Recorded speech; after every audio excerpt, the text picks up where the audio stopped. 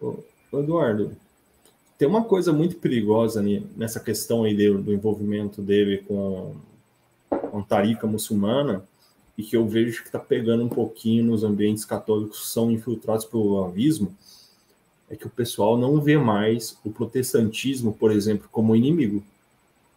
Isso.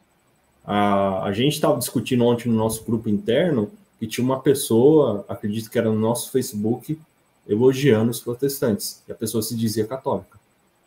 Eu lembro. Então, a gente já tem o pessoal que é tipo um gruzismo de sinal trocado, que elogia o ortodoxo e a Rússia. A gente tem esse pessoal que tem essa admiração aí pelo mundo anglo-saxônico, mesmo sendo protestante, eles relevam isso. Isso aí eu vejo como uma espécie de um reflexo daquela ideia blasfema de unidade transcendental das religiões, que o Olavo até acreditava nessa porcaria.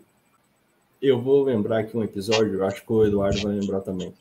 Tem um rapaz que é um deputado federal, acho que foi o Rio Grande do Sul, é descendente de holandeses, acho que chama Marcel Van Hatten. Isso! Esse sujeito, ele teve a cara de pau de falar na Câmara dos Deputados que o Brasil era atrasado por causa da colonização portuguesa católica.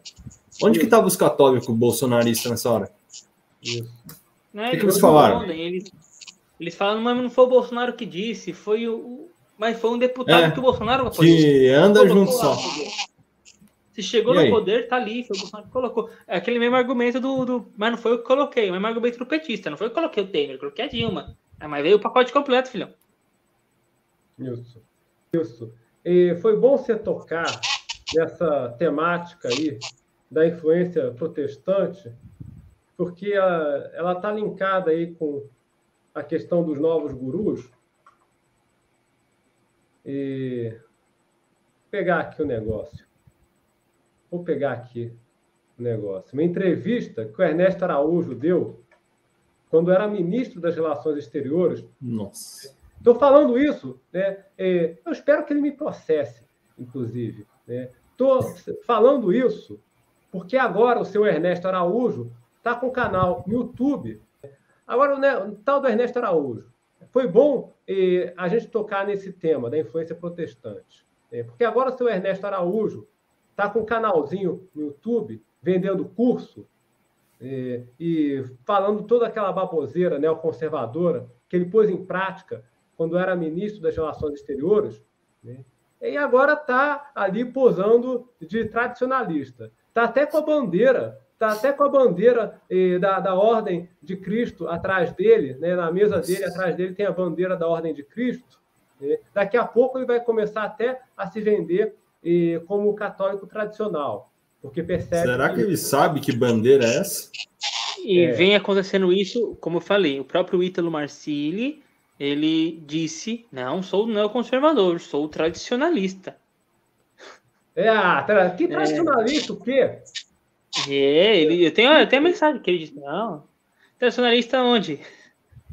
Calma que o conservador só entende se acender o charuto. Calma, que se acender o charuto eles vão entender. Se o Ernesto Araújo, é bom lembrar disso, quando era ministro das Relações Exteriores, mobilizou o Itamaraty para defender os interesses da Igreja Universal do Reino de Deus, lá em Angola, porque naquele país o governo estava pegando no pé da Igreja Universal por conta das picaretagens. Se eu não me engano, o governo angolano até expulsou a Igreja Universal do seu território, por conta de toda a picaretagem.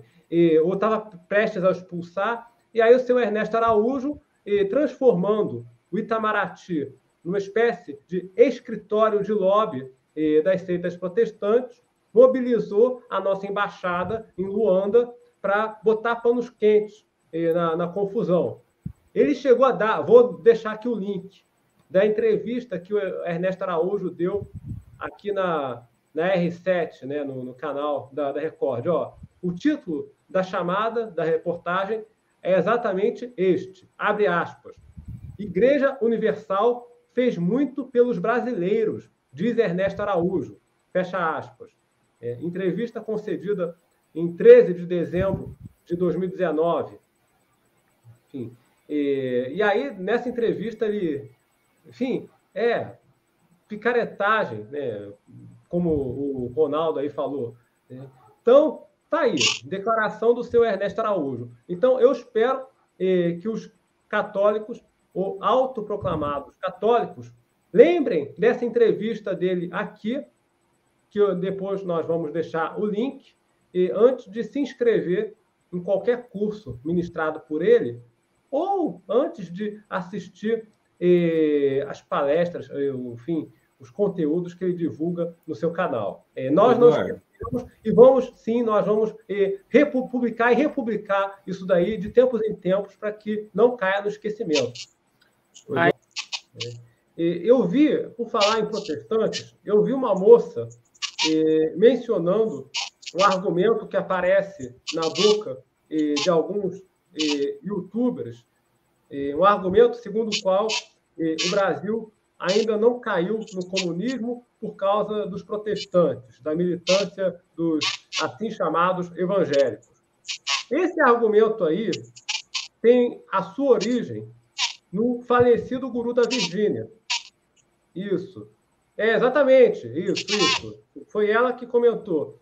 O falecido guru da Virgínia, num encontro pessoal que teve com Marcos Feliciano, o deputado da bancada protestante, disse exatamente isso.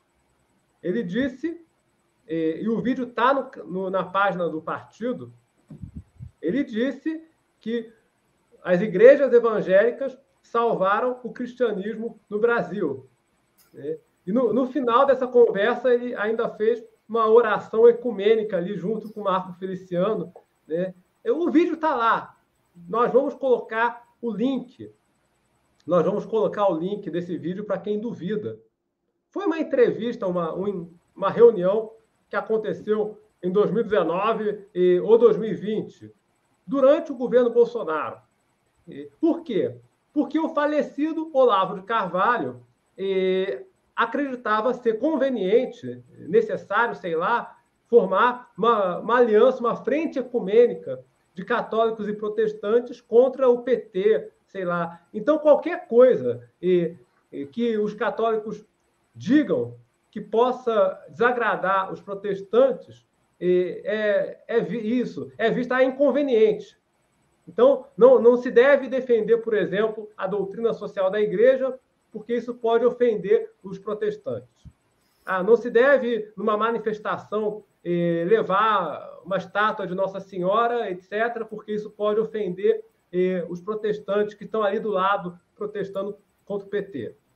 Mas rezar o terço lá para o candidato dos protestantes pode? Não, rezar o rosário para vencer, junto com o protestante, para a eleição do Bolsonaro, foi a maior vergonha que, graças a Deus, o Partido dos Cristãos não passou. Foi uma vergonha. Aí o pessoal fala, não, mas falta só mais 72 horas, só mais 72 horas. Estão esperando 72 horas faz tempo. Até agora esperando lá. Tem vídeos, o professor, como ex-militar, pode falar melhor. Tem vídeos de militares gravando o pessoal lá do lado de fora, eles dando risada. Gravando, falando assim, o pessoal, Jorge vai sair fora. Você acha que a gente vai... São quantos generais que existem, ô professor? Quantos generais existem na ativa? No alto comando do Exército, são 17 generais de 4 estrelas. Então, são esses que mandam. 17 homens com 4 estrelas nos ombros. E que eu saiba, que eu estou informado pessoalmente, por pessoas próximas, que eu saiba, desses 17, apenas 2 vão à missa regularmente. Não vou citar os nomes, que é indiscreto, mas que eu conheço, assim, de informação de pessoas próximas que serviram ali junto, tem 2 ali só que vão regularmente à missa. E isso não é garantia de nada. Às vezes o cara vai na missa, né? Infelizmente, especialmente o católico de missa nova, espero que isso não ofenda, mas se ofender, paciente, né? O católico de missa nova, muitas vezes, ele vai ali, tem uma vida piedosa e tal, mas ele não tem uma concepção, muitas vezes, ele não tem uma concepção política, econômica, geopolítica consistente com a doutrina social da igreja. Ou seja, É um católico que, às vezes, pensa como liberal ou como protestante, ou, às vezes, até como maçom. Né? Ele acha normal... eu vou dizer, eu já fui.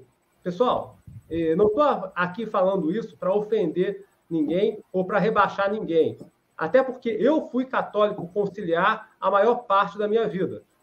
Eu só migrei, e quase todos nós aqui, exceto quem nasceu já, teve a sorte de nascer na tradição. Né? Eu migrei para a tradição, para a fraternidade. E digo, só um adendo, e mesmo os padres falam que mesmo nascendo na tradição, quantos que nasceram na tradição, né? Isso, mesmo assim, não é muita garantia, né? Até os católicos de missa tridentina, os chamados tradicionais, como nós, até no meio dos católicos de missa tridentina, você encontra esse laivo de liberalismo, esse namoro com a mentalidade neoconservadora, essa ideia de que os Estados Unidos são uma proteção contra alguma coisa, contra a Rússia, a China, o que seja. Alguma coisa que nem eles sabem definir o que é. Isso. Então, quem dirá, imagina, no meio dos católicos conciliares, isso é ainda mais frequente. Então, o fato do camarada frequentar a missa, claro que todos devem, é necessário, né? Enfim, isso por si só não garante que ele vai ter uma concepção política, econômica e geopolítica realmente de católico tradicional.